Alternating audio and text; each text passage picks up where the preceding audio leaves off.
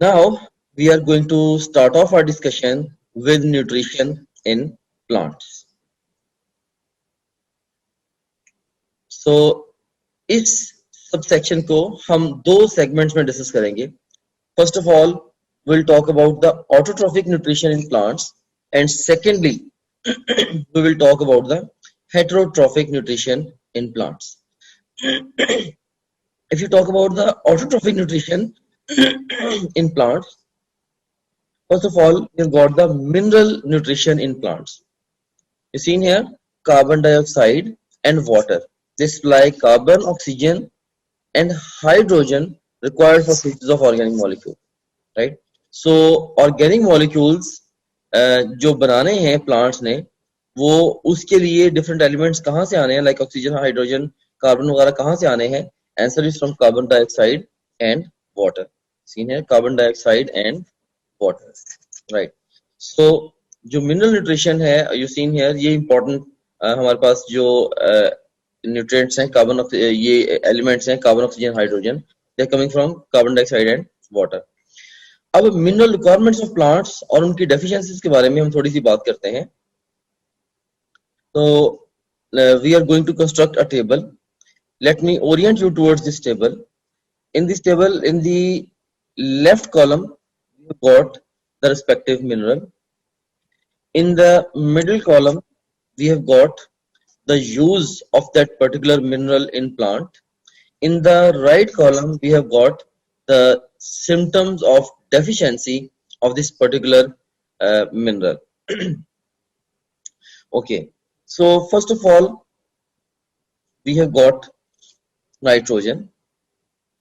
तो जो nitrogen है, it's present in protein and the chlorophyll. अगर नाइट्रोजन की डेफिशिएंसी होगी तो इससे क्या होगा? स्टंटेड ग्रोथ होगी and strong chlorosis, that is loss of the chlorophyll, जिसकी वजह से लीव्स या उनकी कलरेशन येलो हो जाएगी. So strong chlorosis it would result because of the nitrogen deficiency. If you talk about the phosphorus, तो ATP और न्यूक्लिक एसिड्स के हवाले से फास्फोरस का यूज होता है. और if phosphorus would be deficient in plant, it would result into stunted growth of the roots. जबकि जो मैग्नीशियम है, it's actually present in the chlorophyll. Chlorophyll के फॉर्मेशन में इसका रोल होता है इन प्लांट्स. और अगर मैग्नीशियम की डेफिशिएंसी होगी, it would also result into chlorosis. यहाँ पे अगर स्ट्रॉन्ग क्लोरोसिस का वर्ड यूज करें तो आप नाइट्रोजन को पिक करें.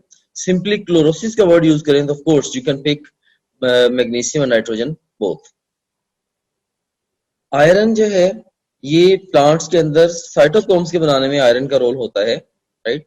सो cytochromes, you know that cytochromes या इनके ऊपर इलेक्ट्रॉन ट्रांसपोर्ट चेन होती है. तो ऑफ कोर्स अगर आयरन नहीं होगा, अगर आयरन की डेफिशिएंसी होगी किसी प्लांट के लिए, तो इलेक्ट्रॉन ट्रांसपोर्ट चेन जो वो इफेक्टिवली या प्रॉपर्ली कैरी आउट नहीं की जा सकेगी. Then we have got the potassium. तो हेल्दी लीव्स के फॉर्मेशन में पोटेशियम का जो है वो रोल होता है. और अगर पोटेशियम की डेफिशिएंसी होगी तो येलो और ब्राउन लीफ मार्जिन्स होंगे and premature death of the plant जो है ये भी हो सकते हैं. अब इस टेबल से क्वेश्चंस किस तरीके से आएंगे? एग्जामिनर आपको मिनरल देके वो आपको एज ऑप्शंस कोई भी मिनरल देगा और एज ऑप्शंस वो आपको डिफरेंट डेफिशिएंसी सिम्टम्स दे देगा. लाइक वो ए बी सी डी व्हाटसएवर ऐसे ऑप्शंस बना देगा. राइट. तो आपसे ये पूछेगा कि नाइट्रोजन की डेफिशिएंसी से या से मैग्नीशियम की डेफिशिएंसी से कौन से सिम्टम्स प्रोड्यूस होते हैं, एंड वाइस वर्सा. इसी तरीके से वो आपको सिम्टम्स दे देगा और वो आपसे ये पूछेगा कि ये मिनरल्स को एज ऑप्शंस प्रेजेंट करके कि अगर ये सिम्टम्स डेवलप हुई हों तो किस मिनरल की डेफिशिएंसी होगी इन द प्लांट. इसी तरीके से एग्जाम आपसे यूज इन प्लांट को देके इससे रिलेटेड भी क्वेश्चन पूछ सकता है. लाइक एग्जाम आपसे पूछ सकता है magnesium is present in, right. तो वो chlorophyll, nucleic acids, protein, cytochromes whatsoever, तो best response would be chlorophyll. And vice versa. या ये भी कह लें कि क्लोरोफिल जो है इसकी फॉर्मेशन में कौन कौन से मिनरल्स प्रेजेंट है, अगर ये कहते हैं क्लोरोफिल की फॉर्मेशन के लिए कौन कौन से मिनरल्स इंपॉर्टेंट हैं, you seen here nitrogen and the magnesium, it would be the best response to this question. So इस तरह से इस इंटरप्ले से यहाँ से वाइड रेंज ऑफ क्वेश्चंस जो वो फॉर्मुलेट हो सकती है, और ये वाला जो टेबल है ये एग्जाम के लिए इंपॉर्टेंट है। Okay, now let's talk about the use of fertilizers for growing crops. अब हम ग्रोइंग क्रॉप्स के लिए फर्टिलाइजर्स के यूज के हवाले से थोड़ी सी बात कर लेते हैं। Seen here, crops fail to flourish if grown repeatedly in the same field due to nutrient deficiency। अगर हम एक जगह पे बार बार एक ही फसल को उगाते रहेंगे तो हमें पता है कि डिफरेंट फसलें डिफरेंट न्यूट्रिएंट्स को खास तौर पे ज्यादा कंज्यूम करती हैं, तो अल्टीमेटली न्यूट्रिएंट्स की डेफिशिएंसी हो जाएगी और क्रॉप्स जो हैं वो ऑफ कोर्स एक टाइम आएगा जब वो फ्लरिश नहीं कर पाएंगी या हमें अच्छी प्रोडक्टिविटी नहीं मिलेगी। इसके लिए अक्सर किसान क्या करते हैं, दे keep on actually rotating the crops, right. तो एक फसल लगा दी, उसके बाद फिर नेक्स्ट स्पेल में कोई और फसल लगा दी, like they keep on changing the crops. इससे जो ओवरऑल किसी हद तक इस न्यूट्रिशनल डेफिशिएंसी को हम काउंटर कर पाते हैं, but still that's not sufficient. तो फार्मर्स क्या करते हैं, they replenish soil with the nutrients by spreading animal manure, sewage, sludge and artificial fertilisers. So animal के जो वेस्ट हैं या सीवेज स्लज है या आर्टिफिशियल फर्टिलाइजर्स हैं, इनकी मदद से फार्मर्स जो है वो सॉइल के न्यूट्रिएंट्स को रिप्लेनिश करते हैं, राइट। और यहाँ पे ये भी बताता चलूं कि पाकिस्तान में जो कॉमनली यूज फर्टिलाइजर्स हैं, they are urea number 1, number 2 super phosphate and number 3 ammonium nitrate. So urea, super phosphate and ammonium nitrate ये कॉमनली यूज्ड फर्टिलाइजर्स हैं in Pakistan. All right. So this was about the autotrophic nutrition in plants. And now let's start off our discussion with the heterotrophic nutrition in plants. So इससे पहले कि हम heterotrophic nutrition के बारे में detail बात करें, कुछ क्वेश्चंस भी आपसे पूछ लेता हूं मैं। Chlorosis is caused by which mineral deficiency? Of course अभी हम टेबल एक कंस्ट्रक्ट करके आए हैं, तो आपके ख्याल में क्लोरोसिस किस मिनरल की डेफिशिएंसी से कॉज होगा? Phosphorus, nitrogen, magnesium, both B and C, and best response to this question would be both B and C, जैसे कि हमने अभी टेबल में भी देखा था। Okay, so Cuscuta is, A option is parasite, B option is saprophyte, C option is decomposer, and D option is autotroph. The best response to this question is Cuscuta is a parasite, right? अभी हम इसको आगे चल के detail से भी देखेंगे। Another question, all the insectivorous plants are, A option is heterotrophic, B option is autotrophic, C option is decomposers, and D option is parasites. तो सारे के सारे जो इंसेक्टिवोरस प्लांट्स होते हैं, they are, best response to this question is they are autotrophic. अब अगर ये ऑटोट्रॉफिक है तो फिर ये इंसेक्टिवोरस क्यों होते हैं? तो answer to this question is के इन प्लांट्स को बेसिकली नाइट्रोजन की नीड्स के लिए जो वो इंसेक्ट्स पे फीड करने की जरूरत पेश आती है, वैसे ये ऑटोट्रॉफिक ही होते हैं, ये ग्रीन प्लांट्स ही होते हैं। तो ये एक बड़ा पैराडॉक्सिकल सा क्वेश्चन है। अपेरेंटली लगता है कि इंसेक्टिवोरस प्लांट्स हैं ये ऑटोट्रॉफिक नहीं होंगे, but they are autotrophic for sure. ये हेटरोट्रॉफिक नहीं है क्योंकि ये फोटोसिंथेसिस कैरी आउट कर सकते हैं, तो ये भी आंसर नहीं होगा। डीकंपोजर्स भी ये नहीं है क्योंकि ये लिविंग इंसेक्ट्स वगैरह को कैच कर रहे हैं, और पैरासाइट्स भी ये नहीं है क्योंकि of course they are not invading any other organism and causing disease in them, तो ये पैरासाइट्स भी नहीं है। बेस्ट रिस्पांस जो है यहाँ पे that would be the autotrophic. Okay, so let me apply a little correction here. Heterotrophic.